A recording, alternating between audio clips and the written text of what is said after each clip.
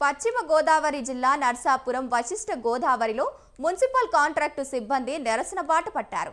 పనికి తగ్గ వేతనాలు కల్పించాలని వలందర్ రేవులో గోదావరికి దిగి జలదీక్ష చేశారు.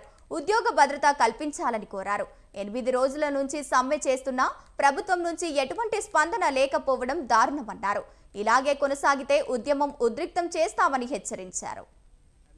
8 రోజులైంది నర్సాపురంలో, కానీ స్టేట్ వైడ్ మాత్రం మొదలుపెట్టి 52 రోజులు దాటి ఉన్నది. ఈ సమ్మె మీద ఈ ప్రభుత్వం ఏ విధమైన స్పందన లేక మేము ఈరోజు ఈ వినూత్న నిరసనలు తెలియజేస్తున్నాం.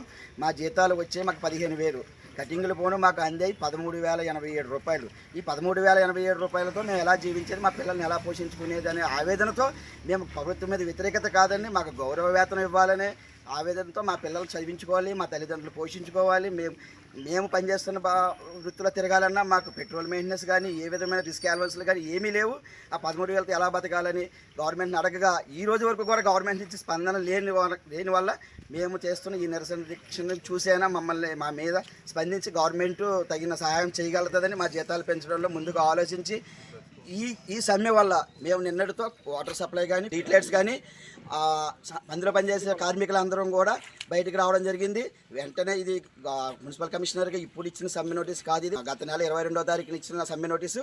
కానీ గవర్నమెంట్ మా గురించి పట్టించుకోలేని వల్ల మేము నిన్న వాటర్ సప్లై నుంచి ఈ స్ట్రైక్లోకి పూర్తిగా వాటర్ సప్లైలో చేసే ఉద్యోగస్తులు అందరూ కూడా సమ్మెలోకి రావడం జరిగింది. దీనివల్ల ప్రజలకి ఏ విధమైన ఇబ్బంది కలిగినా పూర్తి బాధ్యత గవర్నమెంట్ వారిదే తప్ప మాది కాదని ఈ ప్రజలు అర్థం చేసుకుంటారని మేము కోరుకుంటున్నాం. ఈ మీడియా మిత్రులు మేము ఈ సమ్మె మొదలుపెట్టి 8 రోజులైంది నర్సాపురంలో, కానీ స్టేట్ వైడ్ మాత్రం